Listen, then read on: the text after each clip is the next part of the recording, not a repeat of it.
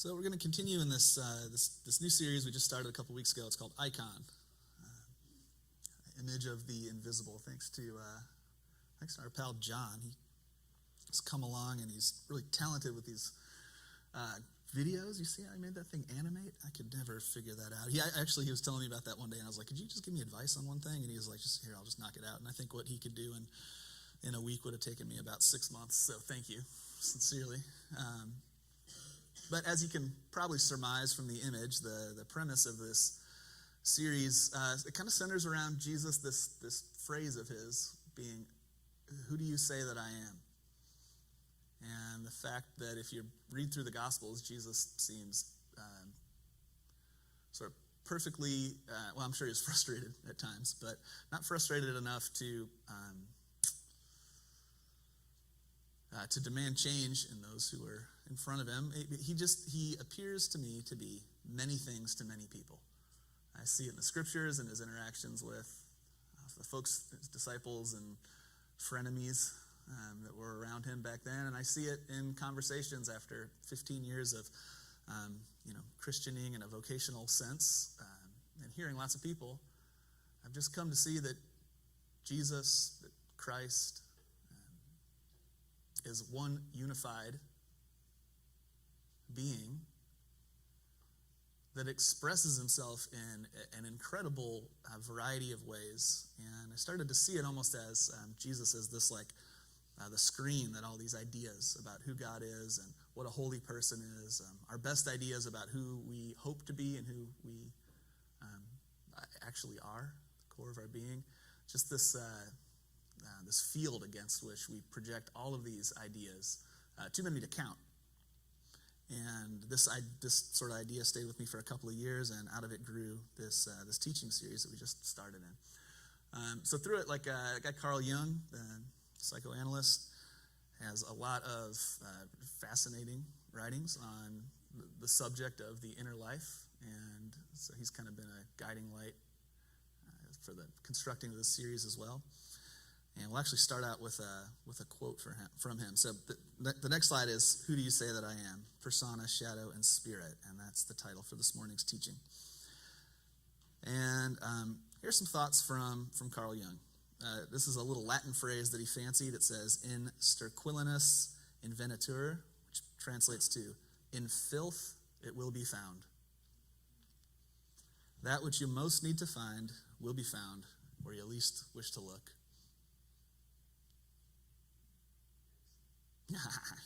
Yikes. Yeah, so let's stick with that for just a moment, and I wonder if anyone would like to add to Don's reflection of yikes. How do you respond to this statement? What does it mean to you? How does it make you feel? I think it's stating that which you are hesitant to do most, or that you're just avoiding the most, is where you will find the most joy. That which you are avoiding the most is actually the place that you'll find the most joy. Yeah. I've heard it said, everything you want is on the other side of something you don't want. Yeah, so there's another way to say it. Everything you want is just on the other side of everything you don't want. Check the poo. It's nice.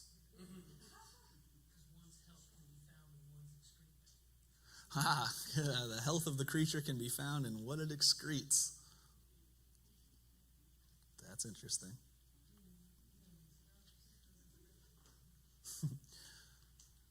In sterquilinus invenitur, which translates to check the poo.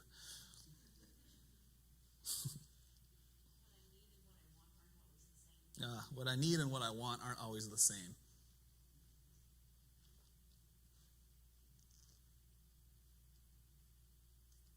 So what are some of the implications then of this in regards to how we live our lives?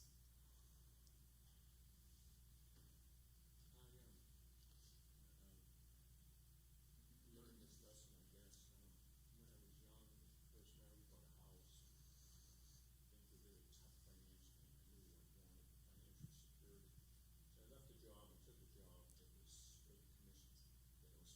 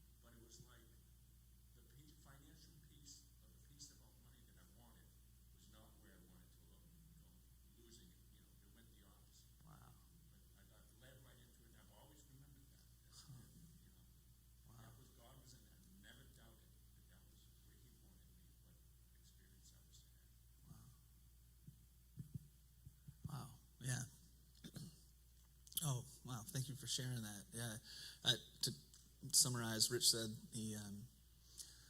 his desire was for financial security. He moved into a commission-only job to pursue that desire. Over the course of time, he lost everything. He had $14 left, and the whole time felt this peace that he was where he was meant to be and doing what he was meant to be doing, and it was true. If this was a feel-good documentary, then of course, right when he came to $14 would be when the job started to pay off. But he transitioned into different work and has always been grateful for the lesson, because the financial security, peace that he desired came from the experience of losing everything, rather than being able to build it himself, which is that's how the lessons come, isn't it?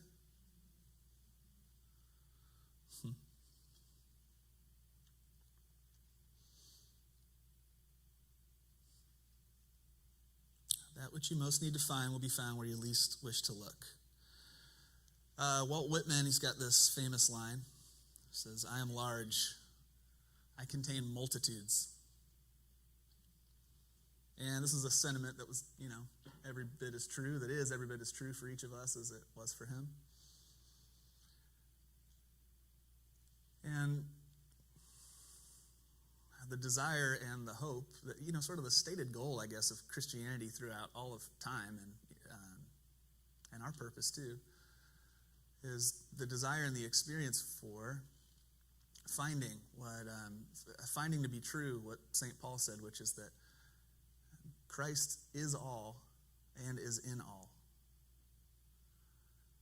And as we come to experience this as not just a conceptual idea, but the actual experience of Christ within us, what we find is that life becomes a process. It's a process of transformation into the likeness of God's Son. That's how the Scriptures put it. And so what we're exploring here is the ways that we project our ideas onto Christ, and how we sort of see. Have you ever heard the expression that what we're seeing is a lot less important than where we're seeing from? Sort of what we're doing is a lot less important than where we're doing it from. I often share this story. I think it's helpful, so I'll tell it again. I was getting ready to go out of town a little while back, and as such, there were like 200 things on the list that had to get done. Does this happen to everybody else? Like, oh my gosh, man. You know how funny camping is? It takes like 4 days to get all your stuff gathered to go out and have a simple time in the woods. And I'm always like, oh my gosh. It doesn't have to be that way. But anyway, working through this list of things that had to get done so that we could safely go out of town for a week. And had gotten to the part about vacuuming the car. And at this point, I'd been living at 4 times my normal speed. And I was vacuuming the car with put the quarters in one of those gas station vacuum cleaners, and I was getting all the Cheez-Its and whatever. We got kids. It's crazy what you find at the cracks of a seat. Strange mysteries no eye should behold. And so I'm vacuuming, and I had this sort of something in me just went, and I saw myself. And I saw how aggressively I was vacuuming the car, and I saw how frantically I was moving from thing to thing, and I could just feel the anxiety that comes from rushing, from pushing so hard. And I realized that it was a very unpleasant feeling and I wondered, is there a different way to feel here? And graciously there was. And sort of in seeing that kind of panic mode, the place where I was doing this menial task from, I could let it go, and the energy passed. And the craziest thing happened. I just finished vacuuming the car. Pretty sure it didn't take any longer than it would have if I was going at light speed like I had been, but I felt relaxed and happy and grateful that we'd be leaving town and all of this. There's something in noticing sort of where we're acting from that can help us release the parts that are actually really kind of unpleasant and unhelpful, and return home again into this place of peace and rest, where, as it turns out, we do the same things we would have done anyway. From a place of harmony, man, it just, you guys know. So what we're seeing is a lot less important than where we're seeing from. And I think this Walt Whitman line is helpful because it reminds us that like there's a multitude of viewing platforms within each of us.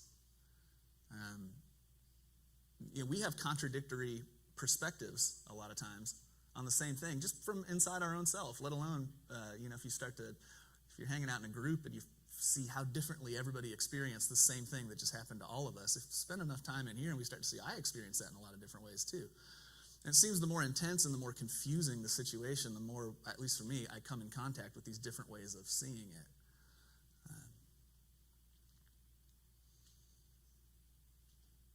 And so if the desire and the hope is to be transformed into the likeness of Christ, and it's not just helpful, but imperative that we come to know ourselves and become familiar with the ways that we experience Christ, the sort of habitual patterns of thought about who Jesus was and is, and also the habitual patterns of thought about who it is that we think we are. Lately, I've been sort of realizing that salvation is often just another word for self-confrontation, because it's often painful to come in contact, to get acquainted with our conditioned ways of seeing, because our conditioned ways of seeing come sort of like they come with like a built-in security defensive system. You get too close to seeing how it is that you're seeing, and some alarm goes off. Especially if it's somebody else that's helping you to see. I don't know. That's just me. So the closer we come to examining and recognizing where it is that we're seeing from, the more these little bells and alarms go off, and oftentimes they express themselves as, oh, you just don't understand. Or, oh, give me a break. I don't know. What are some of yours? You don't have to answer that.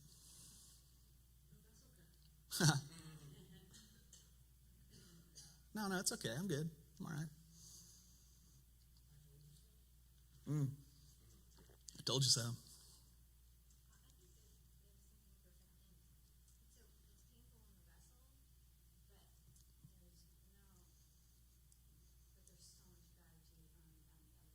Yeah.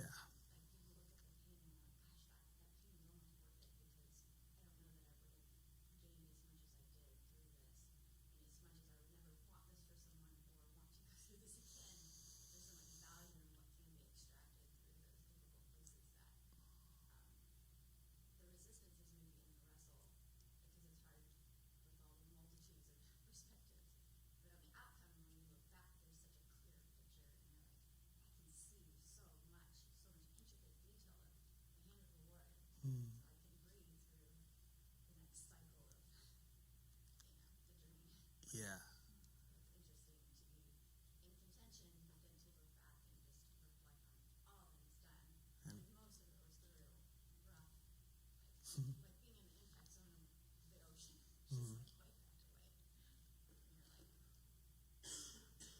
Oh, that's so good. Yeah, there's always gratitude on the other side of this sort of self-confrontation. I've heard it said that it's great love and great suffering that instigate transformation for us. When we're comfortable and doing all right, we sort of just don't change.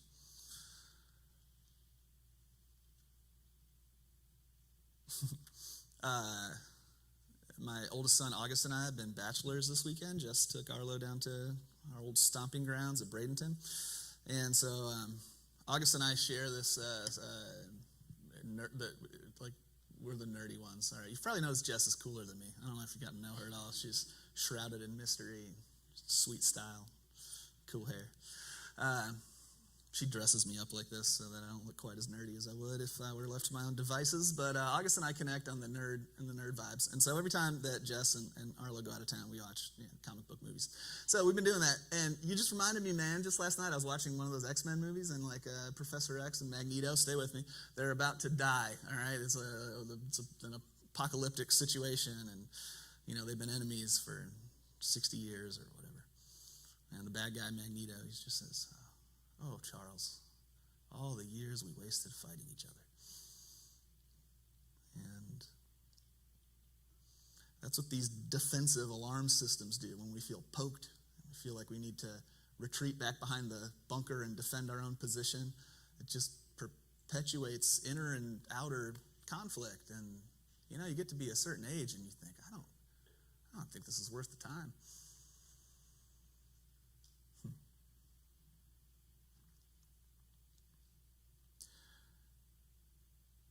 So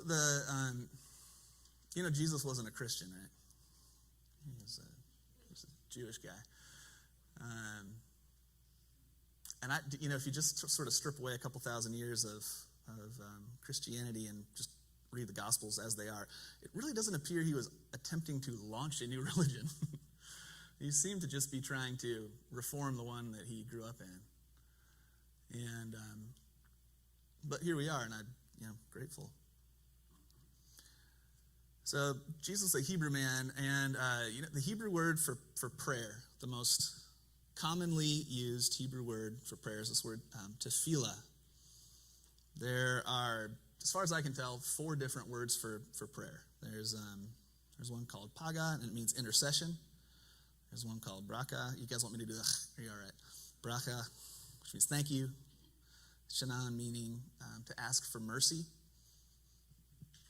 And this word, tefillah, and all 4 of those just become prayer in the English translation. But tefillah is by far and away the most commonly repeated term for prayer. So when the Hebrew people said prayer, unless they were being specific, they were talking about this. The root of this word shows us that what it means is to judge oneself. And so the fundamental Hebrew understanding of prayer is self-evaluation.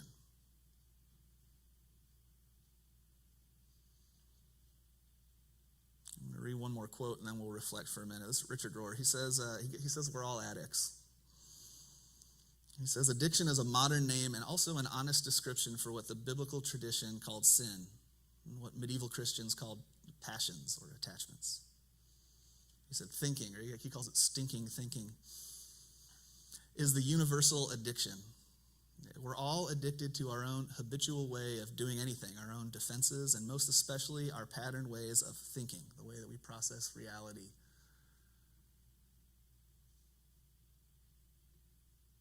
How do you hear that?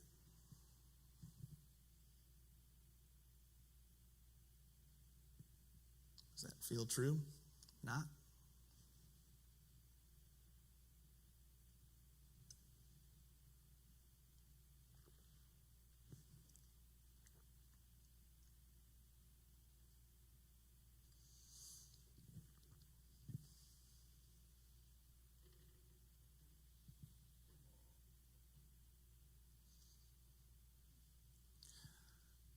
Let me ask this one.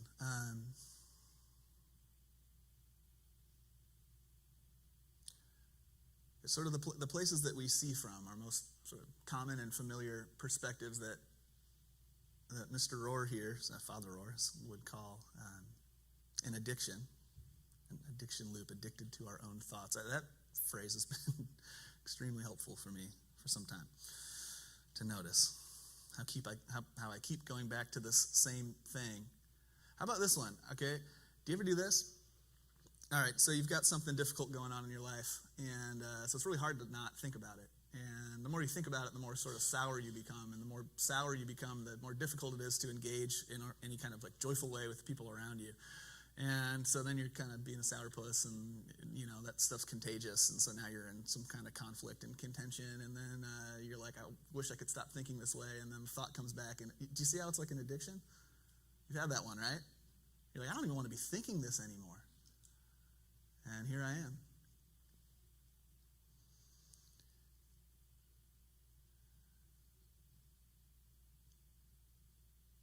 But just for a moment, maybe we could talk about what some of those patterns are and maybe where they came from. So these sort of places of conditioned thought, where do they come from?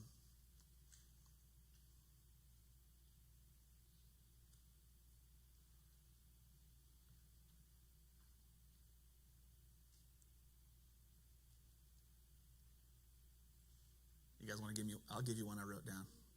Media, Yeah, the culture, right? The devil. Your own emotional reaction responses. The environment that we're raised in. The environment that you were raised in, you specifically.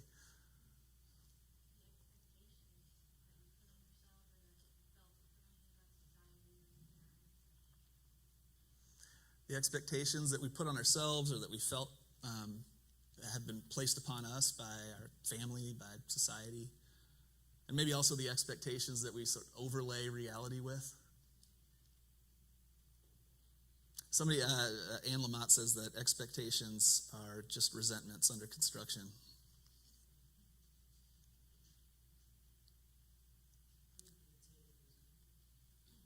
Premeditated. Yeah, it's like a premeditated resentment. It doesn't feel like that, right? When you're doing it.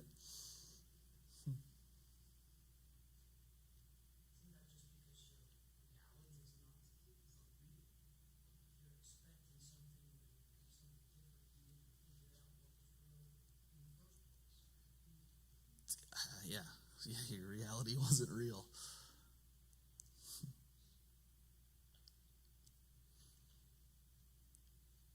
And so this sort of journey inside and kind of unentangling and becoming familiar with the different places that we see from, which the conditioning comes from all these things that we mentioned and so much more. But it's unless we are operating with a pretty high level of understanding where we're seeing from, then, like you say, we really ought not to have too much confidence that, like, what we're seeing is what's actually happening and not just a complete projection. Like, let's take tone of voice, for instance. Friends of mine have been helping me on this in this area. Tone of voice. Or, like, let's talk about, like, extreme familiarity in a relationship.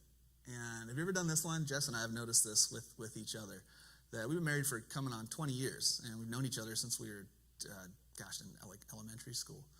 And the Jess who I know today is not the Jess who I knew 4 years ago, and is not the Jess I knew 20 years ago, and isn't, we change over time.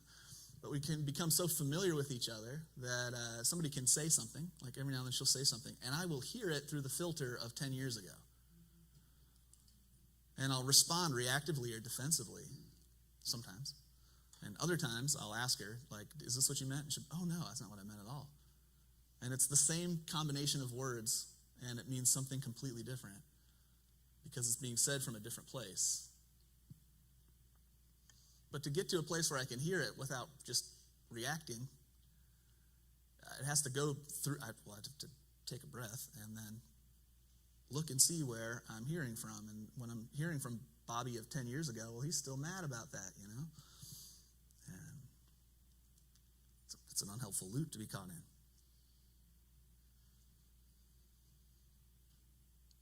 So the more familiar we are with the places where we're seeing and hearing from, the more confidence we can have that what we're seeing is like what's actually happening. What we're hearing is what's actually being said.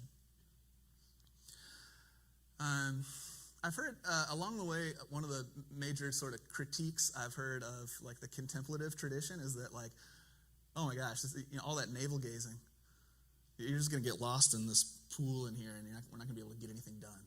Like, what about other people? What about caring for what about this and that and the other? And I understand that because it is difficult work. The internal work is difficult work. I've also heard folks say the more time I get paralysis by analysis. Like, I'm in here trying to figure it out, and then I can't tell this, and then I can't respond, and there's like insecurity, and that's part of it. I mean, as we all know, coming into contact with ourselves, it's destabilizing. It's inherently destabilizing, and there are periods of like genuine instability, or you can't quite tell what to do. And what does that do? It just slows us down. Humbles us, can.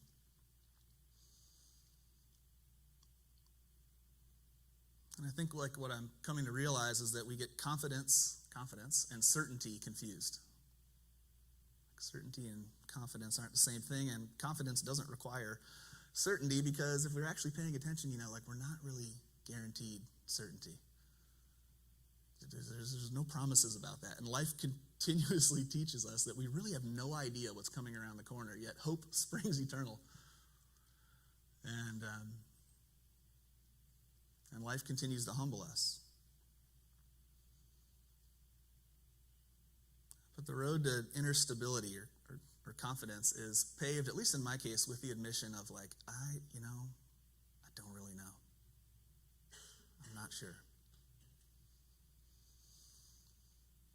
And in being able to admit that, instead of feeling like I have to have a plan B and C and D, a handful of paragraphs around each plan that can explain it succinctly and clearly, so I can justify my choices and decisions and feel better that I have a handle on what's happening. The more comfortable I become with being able to see how little I actually know, and how freeing it is to be honest about that with myself and with others. What I notice is doesn't leave me in this paralysis by analysis. What it's done is it's opened enough space in me between the words and around the words, where I feel that I might not have like plan A, B, C, and D the next 6 months, 5 years, 20 years mapped out, but there's always just enough information, just enough guidance for what the next step is. One of the guys that used to be a pastor here, his little mantra was, trust God and do the next thing.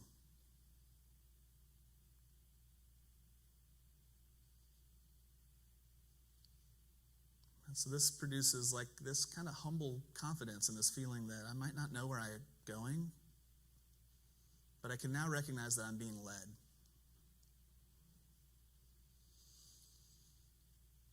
Jesus said, those who humble themselves will be exalted. Those who exalt themselves will be humbled, so be careful.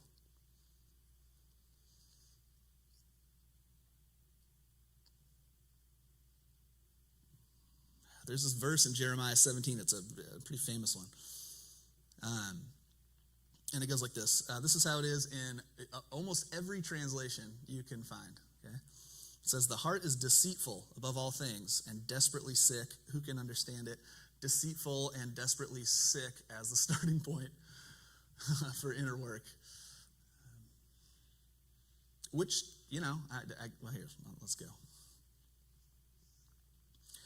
Deceitful is an English translation of a Greek translation of an ancient Semitic word, Hebrew word, akab, which means the heel, the lowest part of the body.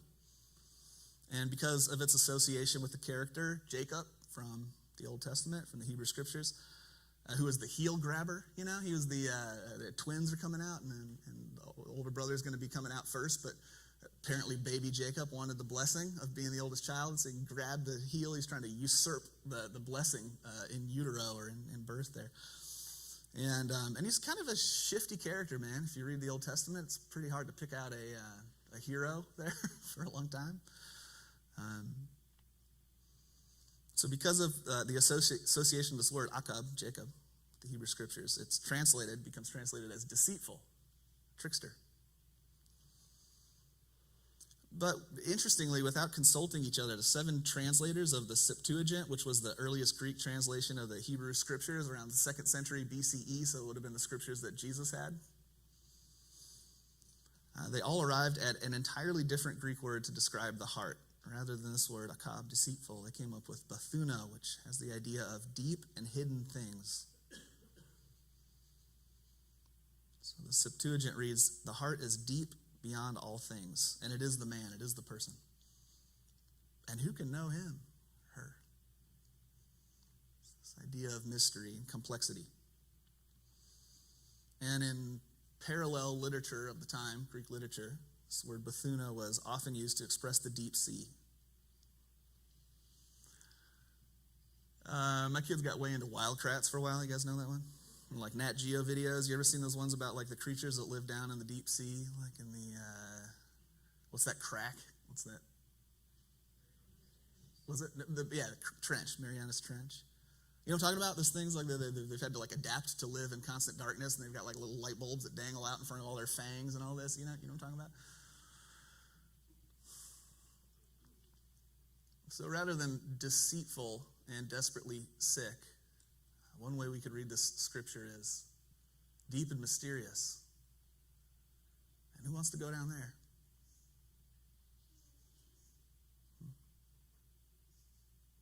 Well, unless we do, all of these impulses hidden. As Jung says, he says, until we make the unconscious conscious, it will direct our lives and we'll call it fate.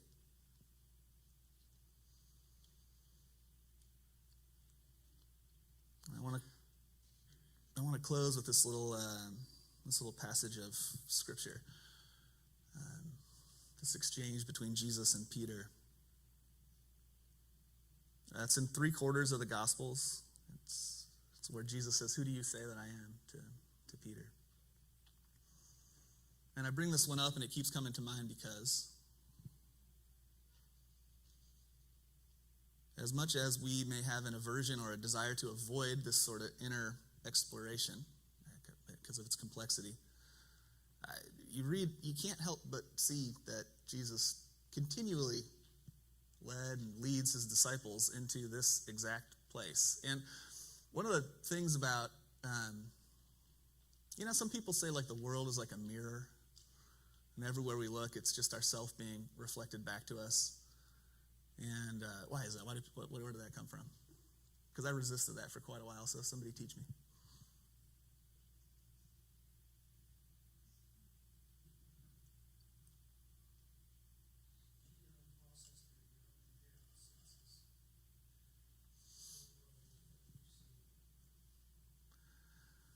We can only it is kind of like a single camera situation we got going here. It's hard not to feel like the main character of the story because everything we see comes from in here is what we see, and it can get tricky to know whether what we're seeing is what we're seeing or what we think we're seeing or what we're seeing, thought we'd see.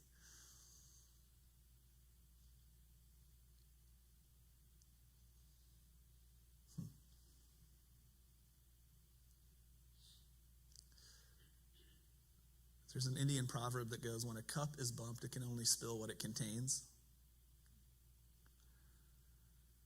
And sometimes I think like we'll see in the story, we are led into experiences that continuously bump our cup. And in those times, what I notice in myself, my prayer life generally goes around, please God, remove the thing that keeps bumping my cup, because I don't like how I'm responding to this situation. When the whole time the situation is God saying to me, please take a look at what's in the cup. And maybe be all right pouring out, losing, spilling the parts that aren't helping, that aren't serving.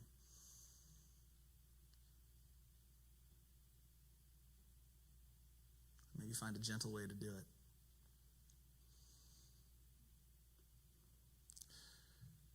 So this "Who do you say that I am" passage is in 3/4 of the Gospels. That's all of them but John. John's he's gone rogue. The Gospel writer Matthew made sure to include the exact location where this exchange took place. It's a region called Caesarea Philippi. It was at the base of Mount Hermon. There's a large cliff that jutted out from the rocks, and this was a place, it was a worship center at the time. And it was a worship center that was real freaky to the Jews. It was a place of strange sexual rites, religious passage. The pagan god Baal, like one of the big bad guys in the Old Testament, was believed to have lived at the top of the mountain. And from out of this massive cave, there flowed a stream, and it was believed that the gods entered our world and exited it with the souls of the deceased through that river. It's like the river Styx. And so, as such, it was believed to be the gates of the underworld. It was cavernous and spooky. It was full of witchcraft and occult practices. And any sort of well-regarded rabbi it was a no-fly zone. Like, you weren't heading there, and neither was anybody else who was rolling with you. And because of that, it became a place of intense interest to young Hebrews in the surrounding area, because that's what happens when you make a place forbidden. So in the story, if you just chart it geographically, it appears that Jesus went 32 miles out of his way on foot to bring his gang of followers, and most of them were in their late teens or early 20s, to this area. So they must have been kind of surprised by this, 32 miles on foot, that's a hike. So Jesus going to Burning Man. Yeah, with a bunch of teenagers in his keep, So that's the environment. Maybe the last place you'd expect to ever be found, with the spiritual teacher you've left everything to follow.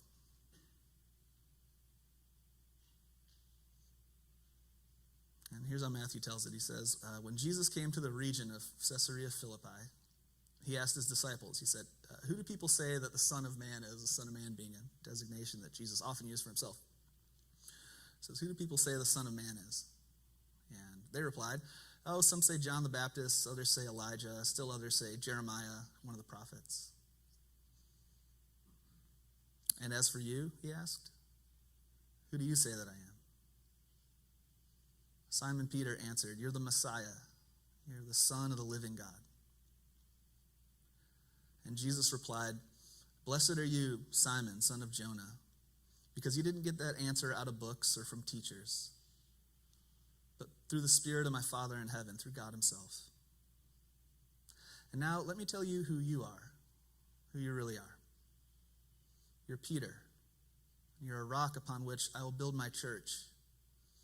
A church so expansive with energy that not even the gates of hell will be able to keep it out. You have complete and free access to God's kingdom, keys to open any and every door. No more barriers between heaven and earth, between earth and heaven. Next verse. He ordered his disciples not to tell anybody that he was the Messiah.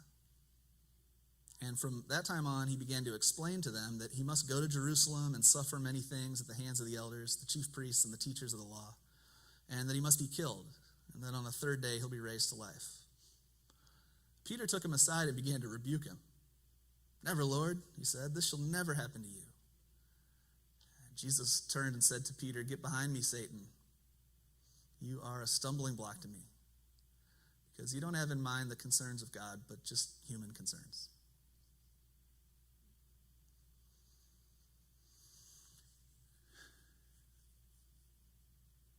Now, I knew that Peter was responsible for both of these. Get behind me, Satan is a pretty awesome line in the scripture. I think the White Stripes named a record that. And I knew it was Peter that Jesus said that to. And I also knew it was Peter that Jesus said, that made this declaration of, you are the Messiah, and that Jesus said, yeah, this is God, the Spirit of God that says this, not you. What I never realized until sometime recently was that those happened in the span of like a couple of verses. Those stories are back to back.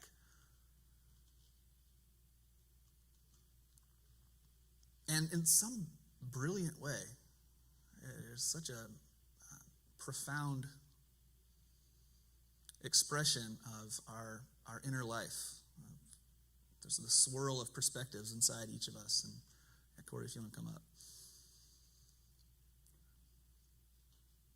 That last slide is just this, we'll explore these themes a bit more as we go on, but I think first you see in Peter and in us the persona, which is who it is that we think that we are and what it is that we think that we know. Persona is a Greek word. It's where we get the word personality, and it means mask. Behind the persona is the shadow, which is who it is that we hope that we aren't.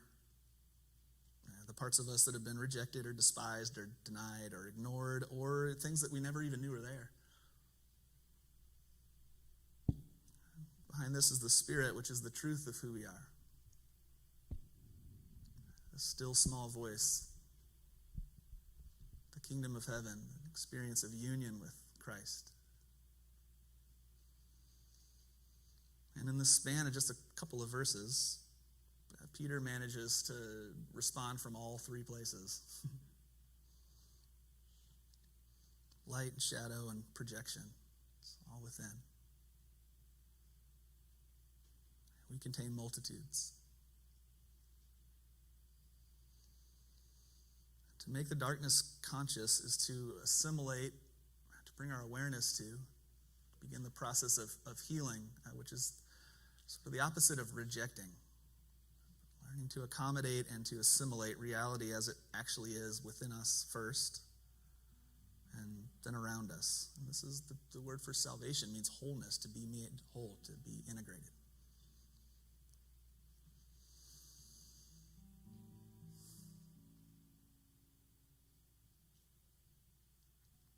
We've got a good 10 minutes together here still, and this time got some tunes playing, and you are welcome to use our remaining time however you'd like. You can relax where you are and reflect. You can talk with each other, pray with each other. If you would like somebody to pray with you or for you, if you come over to that shiny leather chair over there next to Charles, Janelle or Pam or somebody will meet you over there. The communion elements are here and they'll be available. But just make yourself at home. Use this time as you feel best. And I'll come up in just a few and let us know when we're closing out. So.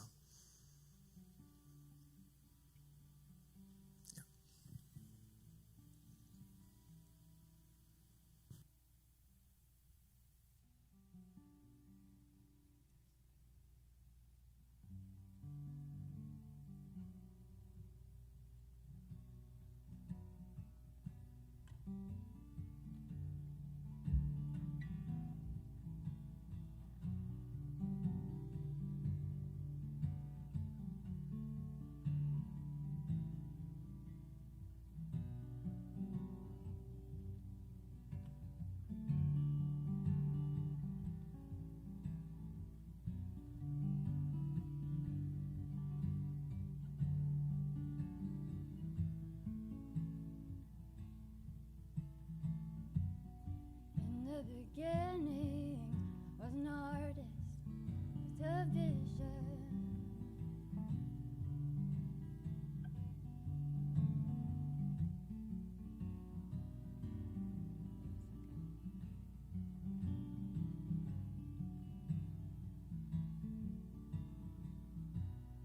In the beginning was an artist with a vision.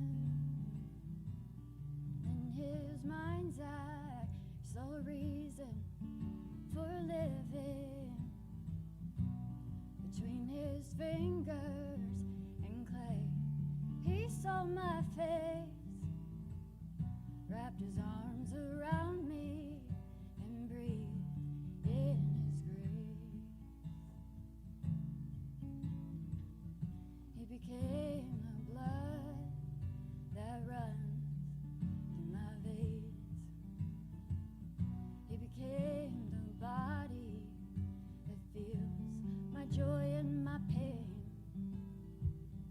I became his skin. He wears me as his clothes. I am flesh of his flesh and bone of his bones.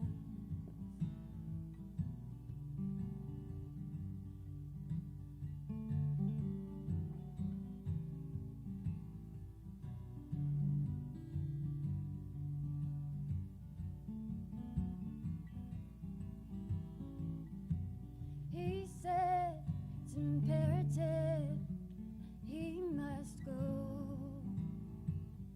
His spirit would remain, make us his home. His voice like the wind will guide the way. He who has his right to live for can bear almost anything. He became the blood that runs through my veins. He became the body that feels my joy and my pain. I became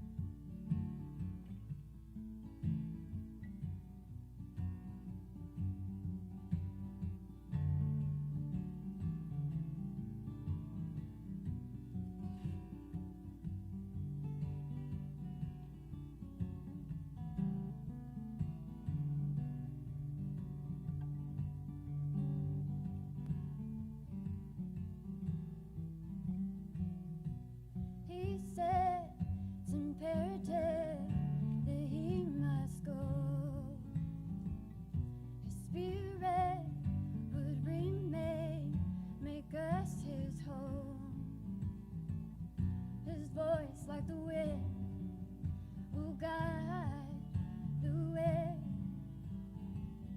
He who has his why to live for can bear almost anything.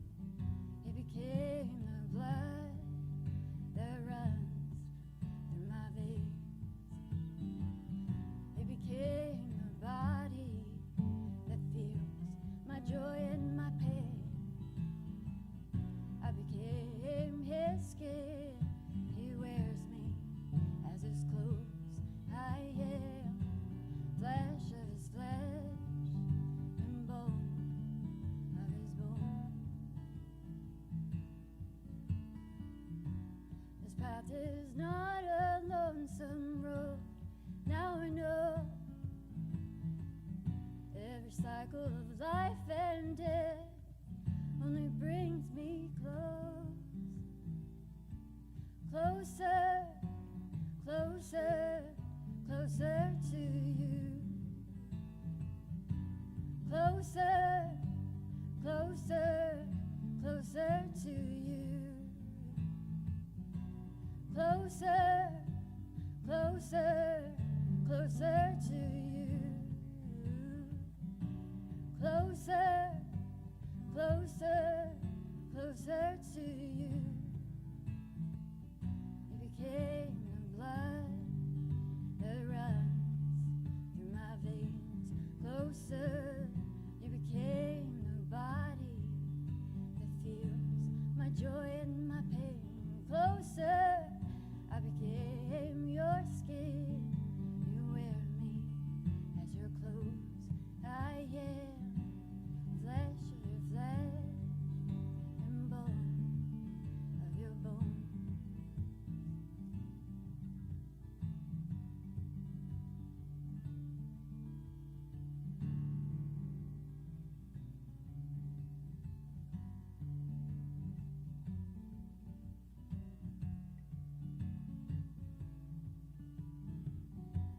Closer, closer, closer to you. Closer, closer, closer to you. Closer, closer, closer to you. Closer, closer, closer to you.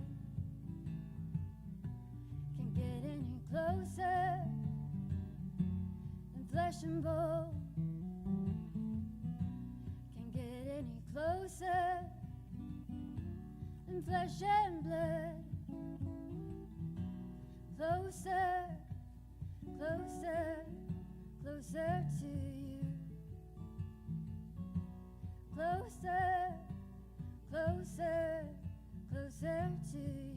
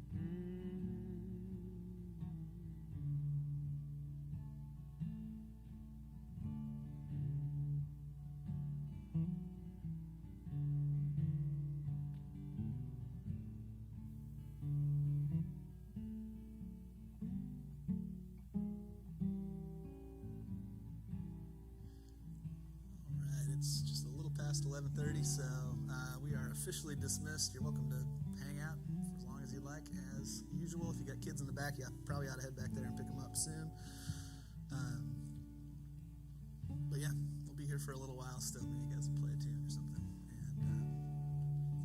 And hang out for as long as you like. And when you go, do so in the peace of our Lord. And thank you all for being here. We'll see you this week.